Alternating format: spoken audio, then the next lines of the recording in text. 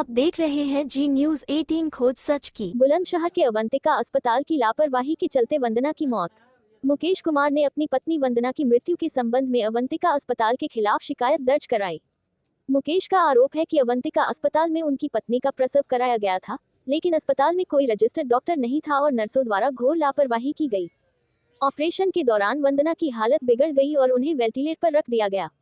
बाद में उन्हें higher centre Sharda hospital Noida refer कर दिया गया, जहां उनकी मृत्यु हो गई।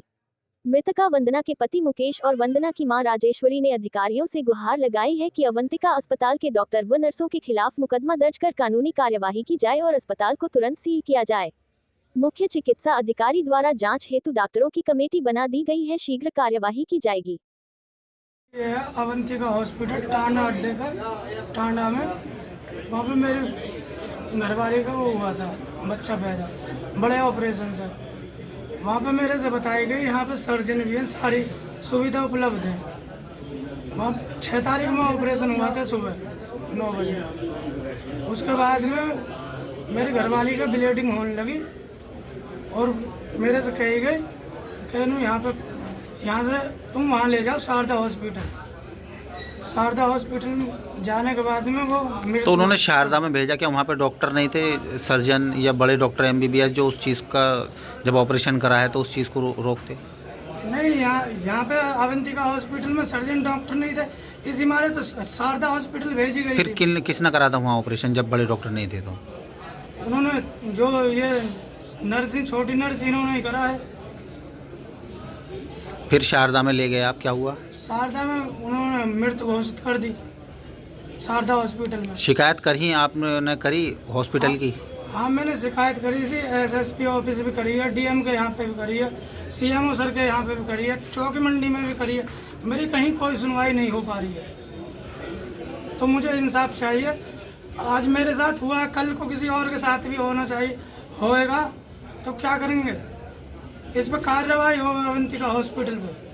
राजेश्वरी जी, क्या समस्या लेकर के आप आई हैं? मैं ये लेकर आई हूँ कि मेरी बेटी को इंसाफ मिलना चाहिए। क्या हुआ है आपकी बेटी के मेरी साथ? बेटी अवंतिका हॉस्पिटल में मैंने भर्ती कर दी ले जाके, और उन्होंने लापरवाही करी मेरी बेटी के गैल में, और कुछ भी हमें पहले से बताया नहीं कि तुम्हारी बेटी को कोई परेशानी है, और बस वो कर दिया ऑपरेशन।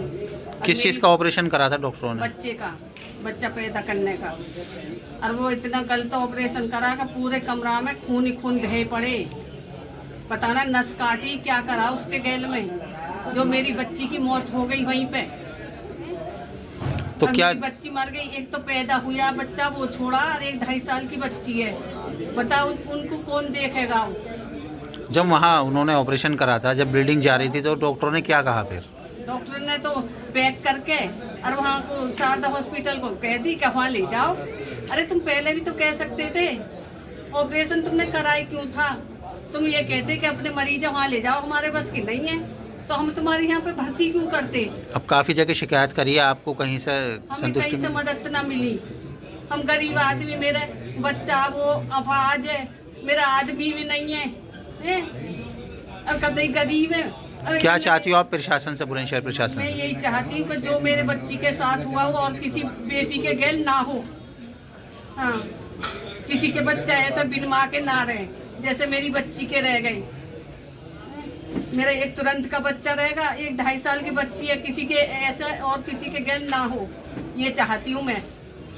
वो कहीं से इंसाफ न मिला, लाखों रुपए उतार लिए, मरी मराई पैसे भी रात के आ रहे, कंप्यूटर नर्स वो अलग ला रही है, पर्चा थमा रही है, जो दिन मारे हुए अलग पर्चा थमा रहे हैं, इतने यहाँ जमा करो, इतने वहाँ करो, और दवाई बिल्कुल लगाने रही, उस मरी हुई के लगा रही दवाई है, वो खत्म तो यहीं पर हो गई, वहाँ को उतार दी कि वहाँ ले जाओ।